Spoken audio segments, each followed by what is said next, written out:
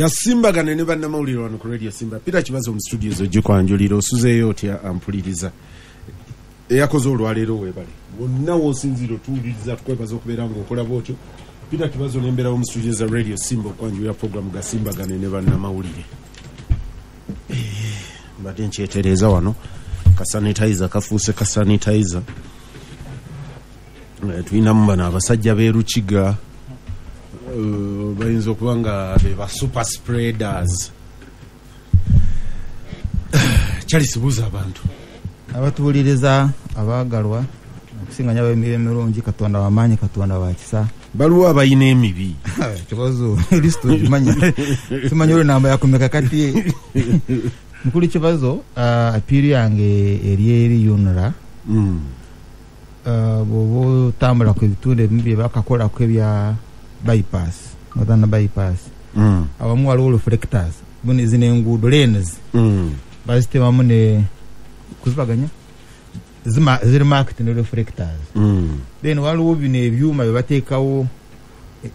side emu ebeera enala ebeera eno bambiyite ntya those barriers tezina reflectors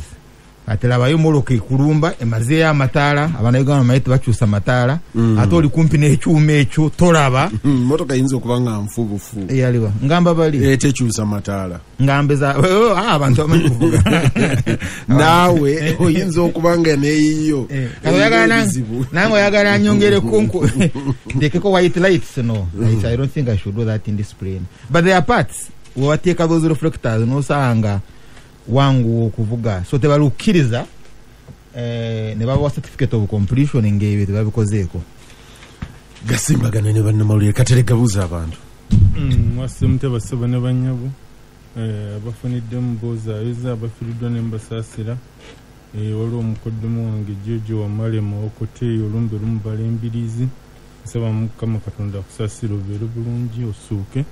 naye ssebo ono bw'ayogedde nandeetera nange abayunura bwe bakola enteekateeka y'okukola enguudo olw'ebusaabala olw'esseeta seeta Kasangati Matugga n'olw'omunyendo oluvannyuma ne baga nti kampuni z'Abachina ze baalaze biwaani baagala kulaba Abubeka yabaazikola naye bamusabye enjawulo nnene naye agaanye tukikolerako noise y'amaanyi tukikolerako noise y'amaanyi twagenda okulaba nga pulezidenti azze azironkinze olw'omunyendo ku kampi Nyendo Masaka ko bakatandise naye busaabala terinabaawo kabonero konna ne Kasangati Kira Matugga nayo sirabayo sayi wannabaawo so kigatole yatugamba nti mwalimu ebiwaani ate pulezidenti ojjukira ddala baamutwala mukono ne bamuguzaawo amazzi g'emidumu agataliyo tuyina okufumbira okulaba ng'oluguudo lw'ebusaabala n'olw'esseeta zikolebwa pulezidenti akola ebintu bingi bw'omuyita ku Radio Simba tutegesebwa tuti ne bwetu President ye biggest consumer wa intelligence information ogaa nti balw'omushana be kwolu tebaagenda ku site ne balaba amazzi gye gali ne bamanya n'okumanya nti kino kye bakuguzaawo kiwaani oba otugamba nti pulezidenti yafera ab'emukono ku byombi otugamba kiruwa nze nina ebyokwelabirako pulezidenti yali ayagala nnyo omusajja omugenzi Musa Bode wa Kibi ekatwe tamale naga nti bagenda ne bateekamu ejjiiko ne zigwa yagenda okulaba nga ziriko oba medini weya nemugala ate bino okuva olwo n'amanya nti Musa Bode we kiwaani n'amuta luli bwe baali bamulambuzagana amakolero alina we yatuuka n'abawandiikako nti naye lino si kolero eno tukiyita tutya kugamba mukuŋŋaanyizaawo yali tetuuka na level ya assembly plant store naye n'akiwandika warehouse yes kye yagambira ddala so kakati bambi naye olumu embeera eyeebawe naye ab'ebusaabala n'ab'esseeta Kasangati Matugga tulina okufunvubira yunura President tebabanga bamusuwa kiwaani twalina ejjuzi mu January nga sinaba kuwasira gye tuwa bibadde mawulire kyali simbuulira osobola okusitula president n'omugamba nze president akyaddeko wembadde nga wenkola intelligence ekisooka ejjayo bano abatambadde uniform okumalanga wiiki namba baba beetooloola waba wabula ennaku nga 3 SFC practically ne taking over security gwongamba nti kisoboka okuba katugeze katukozese mukono because mukono was very glaring nti aba security bonna bagenda both plain clothed ne uniformed ne advanced team ne batuuke mukono ne babagamba nti wano president nti amazi bagapampinga kuva mukame nti gajja wano basumulule nti ne batagendayo kulaba because it is possible information from various other sources omanyi bano bachalisi babadde mikwano jange abamu oliyaga nti abasajja abaisiraeli bajja wano ne babuuza president Museveni wano wansi aba national water we balina offices kati ekyo ekibangiriza ekirinanye Nakasero State Lodge kirimu emu ku tanka esinga obunene e Kampala ey'amazzi underground bali bagala kugizimbako kati wawa bali bagala kugizimbako n'ebirala but abaisiraeli bwe bagenda okujja ne bamugana naye Mr President oyinza okukkiriza amazzi ago ne gabeera awo nga gwoli wano nti ate kimazzi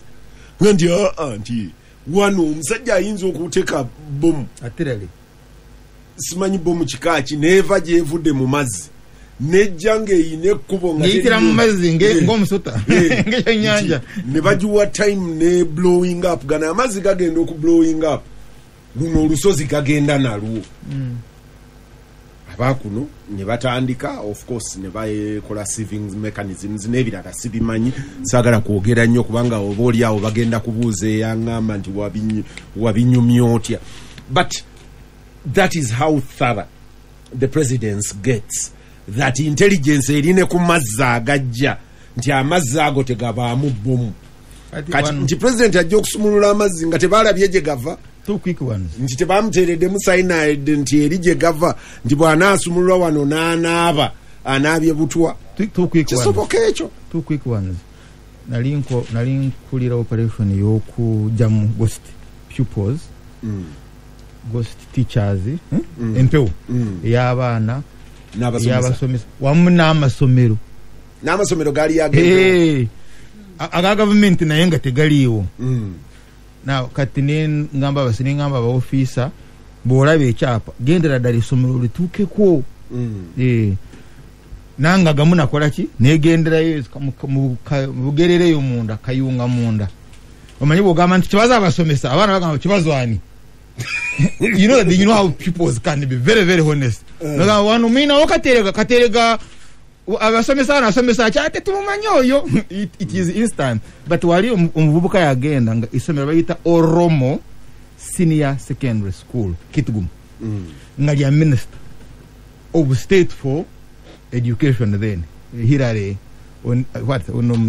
mtawan wa president Okeloriem atenga deputy we RDC was also one of the owners of that school yafa yakafakati RDC good recently but yali kalobano genda one basanga the chapa we kiri Oromo Senior Secondary School naye nga tirite wali kiriwo nenge somero rufuna capitation grant na what do we do na basomesa bayo yori tambula kati ugana report girete nga bweri ekiba kibe but of course he was transferred to foreign affairs kati jali naye RDC nankobera nga manyi mukuru omushana ye tubadde twagala sente ezo zijje tuyoke tuzimbe essomero so president ayinza okujja n'agulawo amazzi nga gava mu tanka kati nabaliwo kabazimba amazzi ago kati mukulu katerega therefore genda olabe oba kati amazzi gavaawa but the second one is mukulu Museveni yali ayina enkola ey'enkondo kumanya nti mu kifo Bukoto oyinayo muzeyi bidandesali as enkondo woteeka embuzi what do you call it kati embuzi egenda eri naye ejja kukomawo kuki ku nkondo so population waliwo abantu bejja neyebuuzaako so if you check mukulu bidandesali mu kitundu ekyo aba alina detail bw'asala wagifuna kati mukulu Museveni yali aba alina question eri nti akyayogera nabo the likes of Zimira Mugwanya fine yafa bawo muzeese mwogerere abakubira ko busimu ne boogera babidandisali ba Emmanuel Kafuneza n'abalala abakadde abo because tabalimba naye kata ayagala abafulufiga ayagala abakamiliyoni ayagala buchamani ayagala but when you go into that team abana bamanyi okusetinga bakusetinga Aisha buza abantu abatuliza mwasuze mukyanno Peter Kankole obuvunanyizibwa eri omuwuliriza waffe n'abalala bangi abansabye nti bwe nfuna omukisa gwonna gwonna bona tukube ku nduulu ku kiri Kololo okuregisteringa death kirabika the whole Uganda has to concentrate on Kololo okuregisteringa death especially death birth ndowooza amagombola bagakkiriza okuregisteringa naye death particularly nagenda Kololo abasirikale tebayitikako mbwe ebyuma byafa you book on online system eri down lines ziringa lines okubonabona kwa maanyi nnyo ekololaawo. Aisha, I don't know who should help who. Kambuzo manyi mulimu ebipya wano abantu baffe badigisteringa abafu batandika bagenze entalo ziri ku properties. Okay. Tosobola kuyiya n'otwala ebintu by'omufu nga tonakufuna death certificate katawo olutalo werulinga babayita ba administrator generals batandikira ku death certificate era death certificate y'omufu. Ekirala ekintu ky'omubadde mwogerako Katerega ne Romshana Peter oba oyagala okubuuza ogambye eddiso ya president abasookayo n'abakola ki gwe waliko president yawaana nnyo nassali nnyo ku bwe yamuyamba ennyo okulwanyisa emivuyo egyali mu education kati nassali genda weebuuzeko nassali ali luddawa oluvannyuma lw'okumuwaana waliwo abasajja abayamba ennyo okunoonyereza ku buli bw'enguzi obwali mu magye mu biseera ebyo Keitale the ghost soldiers Keitale bamusula ghost soldiers n'abalala eriyo omulala yawandiika report gye bayitanga yellow report the Mutengesa report kati abo bonna bogenda ne bogamba bugambi leero nti nasinkana Mutengesa Amsterdam kikuletera obuzibu nawe nyini bakubuuza ebibuzo kanange nze samusinkana ngamba bugambi kati mu history yangama nto wanyu kwahakura omukombe ngaro toli wajjayo mukujeyo omubisi mu bawakula kati nawe komba kungaloze ngagenda kwa bilioni 5 50 billion 500 billion gwindika guntawanya ki jja kwengalo okomba kombeko tuli bakada ali azijjayo kati history ya jetuvuderaga nti abo bonna abafubye nnyo okuwandiika bye balowooza nti bituufu era biyamba gavumenti okusobola okuzibikira emiwaatwa gy'obubbi bawunzise bubi nnyo kati gwe omulala era bw'oba wakatuuka mu sisitimu eyo bakuwoningirawo oyinza okulowooza nti gwosoose wano zintera obwanyumiriza omusajja nga nti gwosoose okubeera rasisi wano ekampalirwa baakusooka oza bino tebaabiraba gaga nti gwosoose bw'oba omanyi ebyera byatuuka kubala naawe osirika kati abalowooza bagenda mu field they are so cautious okumanya ani ali mu ddiiro eno eriyo abatatomerwa mu maaso gaabwe nti gundi yalimu ntayi ngaga nti kandeka omukulu ajja agenda alaba ekintu akole ki byeyongereyo naye ng'asigala ne bread omusajja afiirwa bread and butter ate ebira ne bigenda mu maaso ngaebale biteeka okubeera nga bigenda mu maaso Siraje Luwanga buza abantu otuwe n'amawulire speed bano bapaakinze mu roundabout kati nyambuuza ku bantu tebadde bakyamu kupaakinga president ebintu bimu abimanya n'abiyita bamufera ekyo ekyokumufera ekyo kinaganye okukkiriza bali babapangisa kifo bamugamba yefwe ne babawa ssente ceeke bali ne bakomawo okuceekinga nga bagize nga alese musisa executive director amanya abantu bawandiika ne Lord Mayor ne bamukola ekintu kyekimwe katwe ku byuma by'ababazi awo ensambi awo kubabazaawo ne bamufererawo oli yaganze nze nkulira ababazi bano era nze naye nga bali ku ttaka gye bapangisiza ne bamuwa ne trip agenda asoma obubazi bwatasomangako mu kaseera ako emukono baleeta satellite city ne bamulambuzaawo mukwano gwaffe kajimuli yali aleeta mukwano gwaffe ne Katerega Habibu nagira okinga nakati tekola ki muve ku haji wange oyo mukwano gwange nange naye ebyo ng'obitadde ku bbali omanyi Charles yagambye oli bwawakula oli bwawakula nti okomba ku ngalo tomanya Haji bw'anaawakula nanga ayinza okumpa omukono nkombeko ina mukwano gwange kyo kituufu akati ebirala ina mukwano gwange bali bamuyita Idili bali aleba naye yafa Idili teyali mukwano gw'abano ba Aisha yaja nangamba kati kwati simu yani akajimu just nebo mubakubuuzaako how are you ogenda kuba mu bwavu nemwama ndeka bamuwayiriza ezo nazo nezimpitako ebirala alina abamusinga amagezi kati nga musemu ali waliwo kapiteeni omu ya lawyer yabuuliza naga nti waliwo emundu eziyingira wano ne wati president ne sayini bagenda ozikwata bakayihula ne gurupu ye ne balwanira awo emabega wa American Embassy nga bamuga nti gwe oyagala okukwata tumulina bakakana basembyemu ye wagenda ku promotion board era ne siraja amawulire weekend ebe nabiraga ndi mu bufunzi tewaliwo kwagala kulwanyisa kibba Uganda tewaliwo olwaleero ekintu ekyatandika weekend ekintu ekyatandika nga ne waliwo abesimbu ekibaluwa kiro kitwala omunaku kyamalirizibwa kikutte ku ggwanga lyonna Uganda nga Kenya egamba nti eweze kasooli wa Uganda tani ne zikomawo abantu batudde ne kasooli sukaali abalimi omuwendo guguddebe naye amawulire agazaamu essuubi kigambibwa nti pulezidenti yayogeddemu wa Uganda yayogeddemuko n'owa Kenya ne bakkaanya ku kumalawo n'okutereeza embeera ya kasooli mwe tumutundira. Mawira amala gabadde gagamba nti kabaka takyali muno terabiseeko ku masaza kaapo na biki amasaza ago gakiikirirwa Katikkiro ne gomba ndowooza neewuttula Buddu naye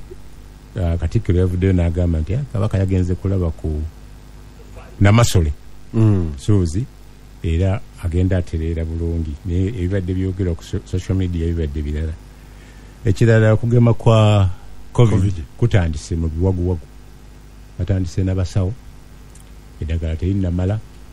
Minisita Ochenga agamba sente zibagamba tebanazimuwa bala bajja kugemebwa naye bagamba nti bagema oyo akkiriza naye bw'olaba ebitambula mu nsi ez'ebweru waliwo otajja kutambula tujja kubaza akifuba yadde bakati bakyayogera kukkiriza. Of course, nalabye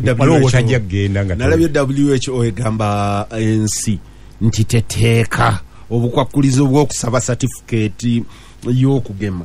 okufuuka ekikukkiriza okutambula naye nina munywanyi wange ateekeddwa okugenda mu America bwe yabadde ateekayo okusaba visa ebimu ku byamusabye certificate nga bwe baleese okugema COVID ne certificate y'okugema nayo giteekeko teri mandatory naye nayo giteekeko actually passport ezimu nsi ennene bamala okugema balina kasiteeka ke bateeka mu passport kitegeeza nti baliwo okuba nga ali COVID free yonna gy'olaga. It is advisable that you attach your COVID vaccine certificate. Si nti teeka siteeka kuba mubaddemu olugambo n'okuwaayira bagamba minisita bamuwa eddagala ddala olongira n'ebyo byagize mu kwewugulaza. So olutalo ku bwa speaker n'obwa deputy speaker lutandise mu parliament ng'obudde bukyali lwa Gwakutaano naye olutalo olutuuse kati luzeemu ebisoko bizeemu ebintu ebitabaddemu ebbanga lyonna mulimu bibasuubiza amasuuti mulimu bibasuubiza masuuti mulimu amasuuti mulimu ekalaamu mulimu t-shirts mulimu kati ngoga nti Aisha ono bw'omusaba kubanga mwogera ku babaka mulinga ababogererako eri nti Aisha ono Aisha ali omu ku balonzi nti omuwaaki nti Aisha kati tumusuubiza sharia tumusuubiza suuti because really first shake up bo benyini be babireese ku flow nti bolowo ne bibawadde akakadde kati beeyi egudde bagaba n'asatu naye nga ebyo bye bipya nti reesi ekyali kumbiranyi nnyo naddala ku bwa sipiika ne ku bwa deputy speaker bangi nnyo abakyakola ki yes Muju yagamba tajja kuwaayo yadde ekikumi bamulonda babulonderwa bisaanyizo kaakati ripooti yafulumye mu wiiki eno okuva epada egamba nti mu covid mwokka mu muggalo abawala 600 basobezeddwako ng'abamu ku bano balina embuto abamu ku bano bafunye endwadde tebakyasobola kuddayo kugundi kusoma. Then waliwo endala yafulumye ya unwanted witnesses ngayogera ku mutimbagano engeri gye bagoggalawo engeri gye gukosezza abantu n'engeri gye guseerwa nga bawa ne recommendation ez'enjawulo. Mutabani we yali president Tabani Amin ennaku 3 ali Kibuli bamunoonyereza ku ssente ze yafera golodi si mukwano gwange naye client omukuba client bwange yete yalina mubisi ku ngalo nga bw'okwatako yawakula teyafuna mubisi ku ngalo. Olaba ne Charlison bw'oyogera ku Tumukundu oyogera mpola kubanga oli bwe yawakulanga wakiringa butonya wali Charlison olwo badde nnyina Tumukundu nange mukwano gwange nakati akyali naye nanga yangege owe ekikere yandibadde mwasa Uganda Kampala naddala guddemu ebbula ly'amazzi wiikisi 2 emabega amazzi tegakyalabika ate gebasinga tugamba okunaaba mu ngalo naye abantu bakyagafuna nga bwe bateekwa naye National Water yagambye nti mu bbanga seddene bajja kuba batwongerako ku gundi ye Katosi miliyoni 2.5 liters per day. Ekyo kyennyini ekyamazzi abali mu programu eno last week ani Romshado jjukira nga twogera ku butonde okutema emiti n'ebirala ezo ze effects eggaba we baali bapampinga amazzi National Water kijeetaagisa okuwongerayo pipe kyenkana kugenda Bulingugwe abamanyi island gye bayita Bulingugwe okusobola okupurifyinga okusobola okufunayo oko amazzi agatukulamu ate agali gano gonna gali contaminated olwabalisha bakimanyi omudoro the deeper end kati ekizibu ekiri awo nti ekitoogo kyonna mu kitemi okuva ku otospa okugenda wali ewabasiraji ne siraji ono wabeera walina okuba waliwo twazimba mu lutobazi bebano kati olutobazi lwonna ekitoogo mu kisaawa ne mukiyiwamu ettaka ne mukireclaiminga amazzi ne geeyongerayo ettaka kati liyita buyisi gano agava eno n'obuveera bwagwo bugenda bugenzi mu mazzi kati eyo price gye tusasulira fenna ate wamu nti amazzi agakuba takyagafuna gamala kati bagenda gajja Katosi ate era ebbeeyi ejja kweyongera. Katosi naye genda kubeera another satellite city so kyolaba eggaba kigenda kubeera Katosi still so simanyi gye banaagaja maybe lekyoga so wiiki eno yemu mukulu Mutabire yaweereddwa ekisanja ekirala eky'emyaka 5 Parliament yabadde yekengera nti ayinza obutasobola physically mu mubiri yabadde alabika nga tasobola n'ebibuuzo byonna yabisse n'abikuba budinda n'abimalamu era ne bamuwongera ekisanja ne mukulu W'Ochola n'afunayo ekyebisatu oyo tebamutawaanyiza bamwongedde bo okujjako okumugamba nti alina okukyusa mu ngeri gy'ayisaamu abantu.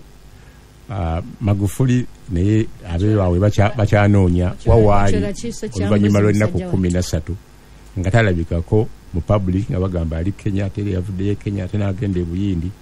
kati n'olunaku lwemeniizidde nalwo lwabadde ebyo byonna biri mu lugambo ebyo ebyamagufuli byonna biri mu lugambo anti kyeŋŋambye nti abatuuze bannatanzania bakyebuuza ali luddawa bebuuza ku bantu baffe ettiimu yaffe ey'abato yatuuse ku final neremu okukubwa okuleeta ekikopo naye for the first time ndowooza babawaddeyo akasikiriza ka miliyoni 14 buli omu 14 Siraje Jakako ka first time Jakaka ka for the first time okubawa sente ezifaana bwe ezenkana bwe baba wako meka nga batuusa ndoza baba wadde zisingawo nga tebatuuse nawo Kusinga 14. Kale ekyo ndowooza Kenya yayongeddeyo kafyu yayo ennaku 3, Uhuru yayongedde ennaku 3 mu kaseera ng'ate bali mu kawulu ka referendum ke beetegekera mu Gwomukaaga. Actually abantu tubakubirize nti eriyo wave empya eya COVID Kenya kitandise okubakubira ddala. Abantu bafuuka barelaxinga okuva ensi lwe yagamba nti efunye eddagala erigema era ensi zitandise okugema, abantu ne bakkakkana. Ebirala ampuliriza Gasimbagane ne bannamawulire wano ku Radio Simba. Ahmed Katerega Musazi, Siraje Rubwama, Charles Romshana ne Aisha Kabanda. Siraje Kenya ku kasooli nenda banga bapandits abasinga obungi berogoza balegesa era aflatoxins biki ne tufuuka abakugu ku dagala eriri mu kasooli naki njagala kusesetukayo katono nzirenze wentegeera okusingako nentunulira Uganda n'akatale kaayo. Uganda yalumba Congo ne tutwala president ne tumutuuze Congo, yani Kabira, nga tuyina oli omulala baali bamuyitani Nusiraje yali ye Congo. Siraje gwe mwaweeka ku mugongo yali ani? Waliwo Mbusa Nyamwisi, Professor Wamba Diawamba, ne Deni ne Kabira, nenga bana abayekera balinanga parts ezenjawulo. Era olunaku lumu Kabira ne Mbusa bajja ku Silver Springs Mayombo n'abatuuze twasulaawo. Ng'omu agenda kuba vice president mu kitundu kyawo, omulala abeere president, Kabira nga ye president. Tutuuka ku kisaawe, Kabira n'atwalako abajaasi abamu ne munyonyi fe ne batuteeka mu y'emigugu n'Embusa Nyamwisi. But for me, bottom line is Uganda yayina capacity negende Congo netuuza ne government. Angola n'alwana, South Africa n'alwana ne government eyatuula e Congo. Zimbabwe ne Namibia. Government eyatuula e Congo nga ffe tugiyina mu ttaano. James Kabarebe nga yakulira amaje ng'osobola n'okumbuuza mu Linyankolo lireje ndireje kishasha mu lireje. Tugenda okuvaayo South Sudan wakati w'obutakkiriziganya bwa Bashir ne the late Garang yali ayagala nnyo Sudan esigale ng'eriemu. Garang teyasabako mu nsi kukutula mu Sudan ebeere independent. Bwogenda okwogera n'abasajja be baga nti ye yali ayagala status ng'eri federal bano nti naye Garanga bw'aseeseetuka Salva ne banne nga baagala ggwanga likoze eki lyetongode era ne bateekinga upper hand nga tubayinako amaanyi aga buli kika. Uganda ng'erwana ne Joseph Kony yazimba n'enguudo okuva called security roads baluyita okuvawa Nimule okuyingira nga lwaffe Uganda eyo yansalako kimu. Yansalako kimu nti Uganda ayingira mu Central Africa okulumba Kony. No, it can be we even installed the president. There you go. Where is the Ibeaco of Uganda? Imperial British East African Company. Nali njagala Uganda eyo ebeerenge ina Roko nga Uganda wapanua Roko gwe bawa contract ezizimba enguudo nga amagye bwe gabala okupanua Centenary Bank yazimba banking system. Bw'oyingire Congo nga Crane Bank ateekawo banking system. Bw'oyingire South Sudan ng'ogana yugakiiki nti jangu wano amagye gonna ge bali okumala emyaka 10 egiddako gava waffe. Ebyo byonna n'oleka ng'obikoze singa tetukaabira Kenya. Gye bayita Marshall Plan abasajja Abamerika gye baakola oyo ayogera nze Marshall Plan abasajja America gye bakola okurecreatinga Germany yawa America enkizo eteyogerekeka oluvanyuma lwa Sematalo owokubiri. General Marshall ne banne bakola plan nga nti eno yezaawo Bulaaya naye bino wammanga nete nebanga bweti ne bweti bagenda okuva e Japan nga Mitsubishi abasinga wano tuvuga emmotoka za Japan ne Mitsubishi before the war was the world's third largest arms manufacturer mu arms race. Nga Mitsubishi takola byakulwanyisa asulayo bbiri. America bwe bajja ne baga nti mu aba Japan temuligenda kubeera najje liligenda kusukka boda zammwe mu aba Japan ebyokulwanyisa mu biveemu ne bateeka n'envumbo ku nsi okuguza aba Japan ki ebyokulwanyisa ne bakola aba Japan ne bagenda mu kukola motoka kukola ki nayo ne bafuukirayo dominant. My question is, where is this Uganda that captured the Congo, that installed a president in Central African Republic, that had the grit in South Sudan in economic terms? Uganda eyo esobola okubeera imperiyo yalagawa. Ebigendererwa byaffe mu kuyamba ensi z'omenyi byalinga byanjawulo ku byabali betuyamba. Tutandike ne Southern Sudan. Southern Sudan President Gogambye Garanga yafaava Uganda. Nabeerawo ebibuuzo bingi nnyo ebyayogerwako. Bwe byatuuka mu peace talks kati eziweze n'omunaana tubadde ki mu kulaba nga batuuka ku ntegeeragana era twali ki mu kulaba nga bagenda mu kalulu akabaawula ku main Sudan. Naye ekiseera kyatuuka sayidi emu negamba gwe tojja kututabaganya oli ku sayidi y'omulala n'olwekyo tetwagala. Kyova olaba obuyambi bwaffe bwafa toge. Kenya yatusingako nti bwe twalinga tuyambira netwalayo ne poliisi ntwalayo n'amagye nga yezimba luguudo kusuubula biki era eteeka okuba nga efunamu. Ffe tugenza okirowoozaako kikole Congo nga bakirwanyisa naye lwakuba nti omuntu amanyi Congo sayidi eno eno ey'abataalonda at least nze gye natuukako bw'oba otaddewo oluguudo lutambula ebintu byayo ebivaayo birungi biri cheap ate bigumu tebiva mu Japan teri kintu kiva Japan nga machines bintu bya Bubirigi bya Bufalansa ate nga bigumu. Naleta TV najigaba bugabindi nsiseeko obunene naye nga oli yagimpanga kirabo mu direction gisaagala saagala Uganda nga yeegule Congo. Njagala Uganda egende Congo n'enyaga zaabu. No. Siraji. Njagala Uganda egende Congo n'enyaga zaabu. Njagala Uganda egende Congo. Sengekyo twakyagala.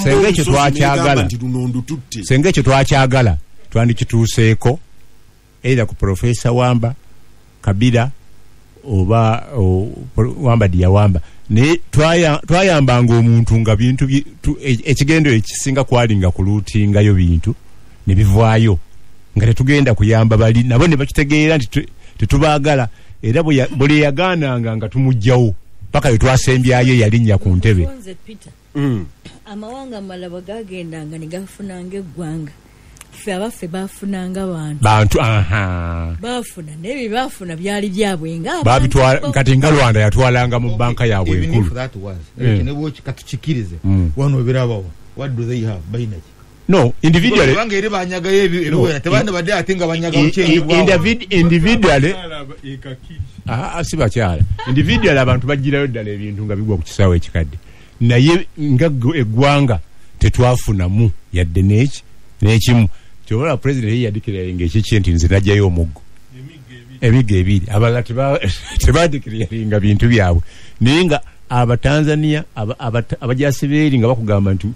baatwalanga ebintu ebirala ne bibalemanga ku nyumba eyali ya Mbutu twavaayo nga gundi ebalemye okkuba nga badolite badolite nga ebalemye okkuba okujjamu ebintu ebyakola nebye baatwala Rwanda yafunamu ng'eggwanga Uganda tetulina kye twafunamu mpozi abasuubuza bagendanga ne batwala nga hagati wano k'otunda ebitaalo bakatunda 13 kubanga tewaliyo mmere naye nga waliyo ebyobugagga bingi ebisobola okutuyamba senga waliyo entambula ey'oluguudo wabangayo nnyonyi ne internal flights bwe zityo kati bodda ate ku nsi endala nga Central African Republic eyo twagendayo nga tuli ba specialist nga tukoze bintu bingi tugenze nga muli ba masinale twagendayo nga ba masinale kyekyo kyennyini naye era twatuukayo ne tukola obwa masinale ne tutuuka ne ku stage egamba nti tukooye entalo tuteese n'ekkonyi era bamafiya abaali wakati awo nga bacoordinatinga kkonyi bamulemesa final okusayininga nga ne gundi agreement ekoze eki ewedde kati bye tufunamu ICC yegezaako tuyamba okuwozesa kati tupapalira kine Kenya nga aganja okuyingiza kasooli ate Kenya is worse for reality Kenya etwetaaga ku kasooli okusinga fo twetaaga sente yadde nga naffe tuli bubi mu sente kasooli we Kenya ali worse nkubulira at least Siraje let me disappoint ekakulu just hold on twaline Rom Shannon obane Kakande obana Muwanga omukulu omuna atunyumiriza nabadde wano last week ndoza nembagamba nti obunga bwa muogo obuli mu supermarket obuve Thailand buli cheaper than muogo ave Bunyoro even the chicken feed kati oli yatugaa nti okukola feeds z'enkoko okuva mu muwogo kulungi carbohydrate I think content n'ebirala ebirimu simanyi nnyo olukugu lwawo nti oluzirimu nti lusinga oluli mu kasooli nti naye muwogo wa wano wa bbeeyi okusinga nga ye atisse muwogo okuva Thailand n'amuleeta wano nti ekimugaana kyokka zaali nsonyi kinaalabika kitya nga enkoko ya Uganda ogiriisa muwogo wa Thailand enkoko za kuno nziriisa muwogo wa Thailand ng'ayinamu obuntu bulamu obwo kati tetuddayo kwerimba yagaana okukomba ku ngalo tetuddayo kwerimba Siraje tulina wano nti Uganda muwogo wa wano si wa bbeeyi ab'omu makkati bamwongerako okufuuka ow'ebbeeyi endako kasooli agula siringi bagambye 3 mawogola gano getugula ku nnyimbe obuberenge bwe buti mu byayi bugula siringi 5 kasooli wa siringi 3 ng'ogyeko ebyagi bitwalina nga tukuumiramu ebirime ebyo Siraje gye mbadde mpulizikira nti tuleke we tulina ebyagi bino ebya operation west recreation kasooli waffe mulungi singa Kenya enkya abasajja abatayira tebuka kasooli ne bwagwa n'abaawa ne bwe bagamba nti tujja kubawa kasooli ffe tuba tuvudde buvi mu business oli amuyina ng'alina ne capacity emutundayo ayinza okuba nga tannazuula nti Kenya kasitale kanene. Let's not lie to ourselves. Abasajja basobola okutikkako nze bwe nali nkula bwe nali nkula abazi mukadda bannakenya kati bagenda mu nnimiro ne basuubula wano kasooli ne bamwetwalira. Forget about bannakenya okujja wano. Uganda omusajja bw'anaasituka akompiitinge naawe agambye nti nja kuguza East Africa kasooli mujja kuva mu business. Bannayuganda bajjukira abaakulira emyaka bwe nakulira. Mu East Africa twatuukako ekiseera nga kasooli gwe tuli ava America. Abajjukira akawunga yero nga America mu kisulo. But Kenya yaliyo olutalo ki. So tetwerimba kya advantage but maliriza ngamba nti senga operation recreation nabana ab'omutindo gw'ebirime bongeramu sensitization nalabyeko ebyagi bibalaga awamu nga bisobola okukuuma bulungi gambo kyokozesa ssebo olinga akyusiza amakulu gaakyo bongeramu kitegeeza bakola bagaba nsigo ne bagenda ne beeyongerayo okusomesa abantu ku ki kyolina okukola na butya ne batasomesa kyova olaba nti tewaliiwo bantu bw'osanga nti muluka ono mulimisa ono akulira bya bulunzi zibeera mu magana tuzijje Tanzania nga zirina obulwadde ne tubanga ne twefaako nga bannayuganda. Katerega akwata omuzindalo lw'omushana ono ajjukira bulungi twali naye ku TV ne Richard Baguma sijjukira naani omulala ndoza Edgar Tabaaro n'enquestioninga eyali atugamba nti agabye ensigo za kasooli tani sizijjukira bungi nunga nti Uganda kyandibadde kibira kya kasooli na kya mwanyi mwanyi ze bagaba nga okuba nti buli mwezi simbiddwa nga Uganda yonna kubanga esimbi kibira naye bwe twagenda okumaliriza ne wayita omwaka gumu obe emyaka ndoze ebiri ne tubeera ne kasooli nga agudde ebbeeyi nga muyitirivu obungi ng'abantu bakaayana omukulu omu n'ankubira akasimu munywanyi wa Charles ono amugulira Red Bull yamugulirako Red Bull muri embuzi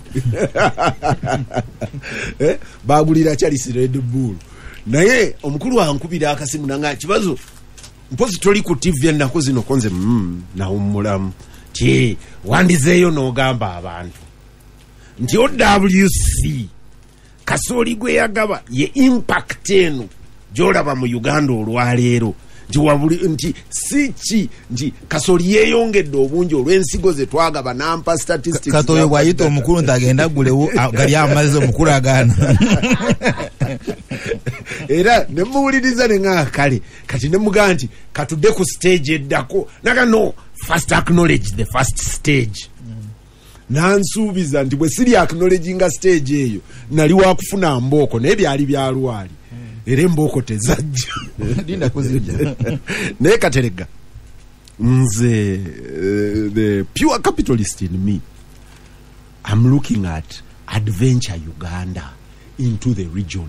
Where is the impact? Ndi mu by'okutuuka ku level nti newankubadde saagala leopold concept ya leopold ega nti omwe yeegaggawaze but also nade ngamba abantu wano abajjukira abasoma economics omukadde mwasoma Adam Smith ne theory ya wealth of nations yali ye benchmark oba ye backbone ya capitalism egamba nti gaggawaza nnyo Aisha Kabanda abalala banabojjerera nga bajja kuye Aisha Kabanda bwagaggawala endebe eyiika kati endebe bweyiika balw'omushana balonderera bwogenda wali store ya kasooli bakomba kungalo bwogenda wali store ya kasooli ebaayo abalondooyo ebbali omugagga bw'aleeta tanka y'amazzi ku kyalo eba eyiwa mu kipipa ewuwe obwana bw'oku kyalo buleeta ebidomola ne busena ndi omu kubakkiriza nti nga tulumbye Congo nga tulumbye Central African Republic nga tulumbye South Sudan twandibaddeyo ne Saamu Kuteesa nga ng'omuntu alina factory 30 kuba ye mmere tagenda jiri ayekka ezo bw'anaabeera nazo ojja kukakana nga region namba egaggawadde twandibaddeyo ne company nga Rocco Construction oba Spenconi nga mu region yeno ye kabaka w'okuzimba enguudo. Harry Truman eyali president wa America ndozo oluvannyuma lwa Sematalo owokubiri Katerega wayinza okunzijukizaako mu containment policy eyawa Marshall Mukisa nti genda mu pacifying West Germany ne West Berlin n'awalala ebimu ku bye baakola nti bawa America footprint buli wamu mu technology ne technology gwe baali tebalina baavaayo bamukopye Sebo olina wala Ramsford wano Donald Rumsfeld yes Jews atendi musomi wawe nga bagyeko Saddam Hussein ndi musomi wawe tebalina nsonyi Dick Cheney y'omu ku baali basinga okusupplyinga amenvu gano naye nga agalima South America ne bagenda kati Uganda eteyinaayo general mugagga kakati no because bano bamaskini bw'obalaba bakayanira emmotoka za gavumenti bano bagenero bammwe omanya ndi maskini pure and simple balinda musaala balindayo njawulo bandi badde tebali ku level yekayanira kugenda kutuula wali ewa mukwano gwa Romshan aba placing mu wealth creation webalesebo bintu bya mirundi ebiri nga bigazi naye nze ndowooza nti for the first time nzikiriziganyizaako naawe naye ndowooza kibazo tetutera kukwatagana kitegeeza nyinza okuba nga ndi mukyamu mu byenjogera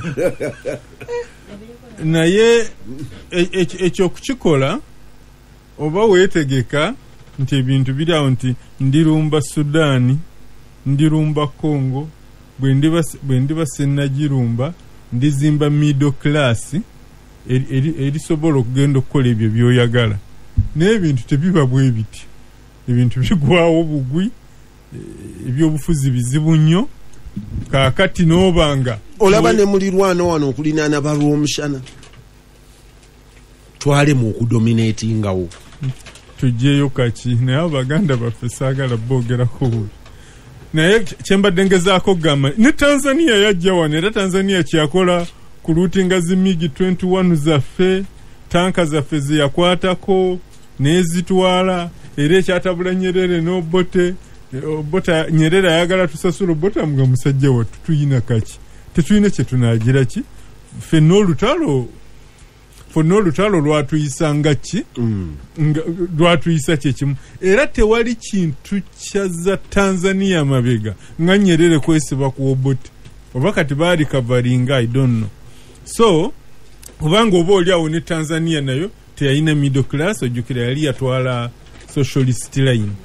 oba oli awo abanna Kenya ate mbizibu ebyo byonna bye twalina ffe tugobe ba Muyindi Muzingu tuliko Natti Kenya yo nezimba n'amakolido n'egasembereza ddala nga ffe katale ffe nga katale kaabwe bo bannaffe that is the strategic Uganda balina middle class gye baasikira ku bafuzi b'amatwale so ekyo ne kitusala ndowooza bwe kityo naye better late than never ndowooza nti kirumu okubanga nali njogera n'ambasada Kinobe nga tunyumirwa nnyo South Sudan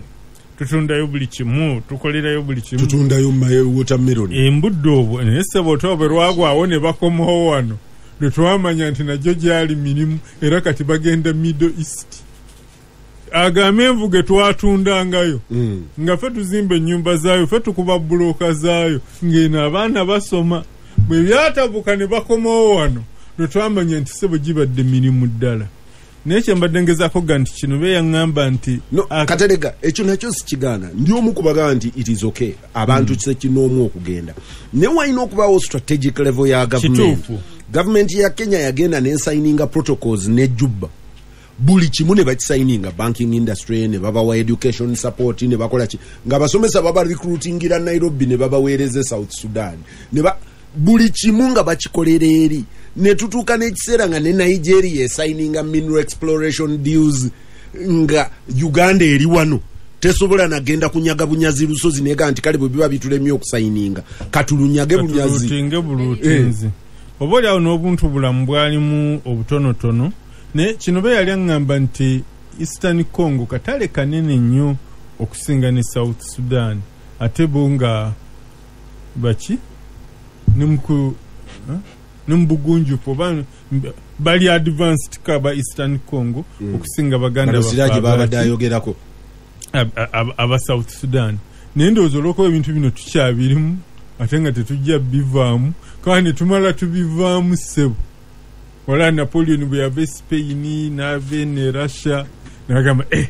Napoleon ndowooza kati akubika kugamba oba obibaddemu era oba ojja bibamu towa bali chance gama olw'okuba tukyabirimu ndowooza ne middle class yaffe twongere okugizimba tubirabe bwe tunafunamu naye ku bikina Kenya eyinza okuba ebimu nga ntuufu obuzibu bwokka nti okutugwako obugwi kubanga engeri gye tukungulamu ebintu byaffe fasa engeri nina gye tubirimamu bwe twali brolizinga yes operation wealth creation ekola naye bwe twali brolizinga ebyobulimi n'obulunzi ensigo ez'ekifere eddagala erifuuyira ery'ekifere oba twetaaga n'okufuuyira lire nga tukulembeza organic agriculture lumu mukulu Sebaana Kizito yantwalako gyalimira ne gyalundira nga yayina omuntu ayinza okugaa nti olw'obukekkereza bwe ng'alina engeri gy'addira kaamulali n'omusulo gw'ente n'ajjamu eddagala lyafuuyiza kasooli we n'ebirala. Ebyo lwaki tetubiteekako omutima okusinga okuleeta chemicals eziyinza okuba nga zireeta obuzibu. Edda kasooli twamulekanga n'abuulukuka n'akoonoka ne tulyoka tumujja mu nnimiro nga teyali abava Masaka yali nkola ddala ya Produce Marketing Board ne Masaka Cooperative Union nti kasooli oyina omuleka n'agira ki nga ye quality. Wenetegereza nga buli lujja lulina okubaamu we baasemiitinga we baanika emmwanyi oba kasooli oba pamba wenetegereza mu Buganda baali bakyalima pamba oba pamba n'ebirala. Ebyo nabyo ne bisaanawo nakati Masaka abatasementinze waakiri balina amatundubaali olaba ng'ekyo bakitaddeko ekyomu naye okunoganga emmwanyi ne faaza mwamuwulira juzi faaza akatambi temwanyi twagala zibuulukuse emyufu tetwagala za kiragala tetwagala za kyenvu. Ekyo kijja mu lwali lw'ebyobufuzi abantu bawulula emmwanyi embisi ne bamala ne basooka baziteeka mu nnyumba ne zivunda. Ebyo quality tuba tugitta twetaagako amaanyi ku quality. Ekyo oba bwe batugambako tuleme kujjula nationalism nti kubanga Kenya etugambye nadde ndaba ku TVM omusajja musuubuzi wa kasooli egindi enateeta ina store yagobye eyaleese kasooli ya Mugisaidi oba Zembendo oba Bunyoreyo n'agamba ono kasooli headquarter yaffe oli n'agamba ono kangende mukube muwe embizi kati wadde omuleetedde omuguzi eno bamuwa abantu nga tomanyi nti poor quality. Ekyo tulina okwefubako okutereeza omutindo. Ekyokutereeza omutindo si kibi naye olulimi Uganda lwe yakozeseze nadde ndaba Emmanuel Dombo omwogezi w'NRM ng'anenya Speaker Kadaga ne Parliament nti beeyisiza nga ab'ekyalo era nalebe ne President nga akubidde Speaker nga munnange ati tubakola federation olulimi lwe twakozeseza Kenya luyabadde tegeerera ddala era tetubakola eno mu diplomasi oba okola era ng'okkiriza n'ebizibu bino bye tugambye naye nga n'okubatiisa obatiisa aliwo omukwano gwange kati yakoma mu Uganda naye muwulira wala tonna nnoonyaako maama wange oba nakola ki yanyumiza nti mu 76 ng'amakubo gonna ag'okuggula oluguudo n'omwana Mombasa eri Uganda biganye ne Nyerere ne yeegayirira Kenyatta ti munnange bino byokola tokosa amiini okosa baki bantu ba Uganda aba bulijjo. Kenyatta yali yasalwako ba mafia yali musajja mukulu nnyo bo bali baali bamanyi bwe bafunamu mu ngeri y'okutusalako. Amini n'aleeta abaswayiri wano omukyala yanga mwalimu ne kubasinga n'abalaba mu State House basembolinga zibboma tine bakikolera nno ddala ennaku n'amala ne babawa special plane ne basuula Mombasa simanyi gye babiitinga security yaayo tiyagenda okulula waite naku explosives ne zitandika mu Mombasa. Kenyatta naga tagenda tutatuma mugula oluguudo agireki so ne ku luno bannaffe okugwa eddalu mu Parliament naga naffe tubasaleko yadde mbi muntu adde tetusobola kumalako. Kenya yasobodde okupondooka naye ekyo tekitegeeza nti tetutunula mu quality ya bintu byaffe ffe nnyini ku consumption eyaffe ne kubanga tubitunda ebweru naye kiri ekikyo entalo olw'okuba zigba bugwi nga tozeetegekedde kati twandibadde tulina experience mu ntalo ez'omunda mu ggwanga n'ebweru kyekiseera tuzimbe middle class ate bwe tuba tuzimba middle class tukule bano balugadde mujje mugende mubeegendereza abaawangulira obwakabaka bwa Bungereza wano tebaali ba England Lugadde ndoze yali mu Scotch ono Livingstone David Livingstone naye yali mu Scotch naye ffe Abangereza tubakoppako bimu ne tutakoppa birala. Kakati nze bwe nveemo ogola ne ngenda mpangulako ekkongo tekitegeeza nti nina kudda ewaffe nnambirizi nzijewo abooluganda bako n'emikwano ab'ewaffe ne baayisha ab'ebutambala obagira ki era eri omukongo bw'atutunuulira ng'atulabanga Bachina ekimu ku bitulemesezza byebyo kubanza olina amakampuni g'oyogeddeko wano nga ndaba nti galina kapasite okutambula nago mweyo yonna gye tugenze tuwangula naye maybe nga tubalaba nga abatali ba Luganda bakona mikwano ne baba nga tubajjamu ezo ensobi ze tuba tuleka e Somalia tubeere nga tuli visible mu ngeri eyo e Central Africa e Sudan ate ye Lwanga Lunyigo professor yagamba nti tusobola no fabo mu South tusobola no mu ngeri ya de facto okukipainga Eastern Congo ntulimaye mwanye n'amatooke n'ebirala nga bannafa ab'omu Northern Uganda bwe bakikola mu South Sudan. Ampuliriza gasimbagane ne bannamawulire Ahmed Katerega Musaazi, Siraje Rwama, Charles Romshana, Mwanga Kivumbi ne Aisha Kabanda. Awo awali ebibuuzo byange biwerako biri awo kubanga nze okay Kenya esobola okusiba akatale ne bw'obanga wali strategic enough ng'olumba bali wandibadde tokaabira Kenya wandibadde actually bobe bagamba nti abaaye nti emmere mugitutte nnyo twandibadde tufunako wano gasimbagane ne bannamawulire abe Kenya bakaabye ne bagamba nti akawunga kewaabwe kakaawa kaffe ke kawooma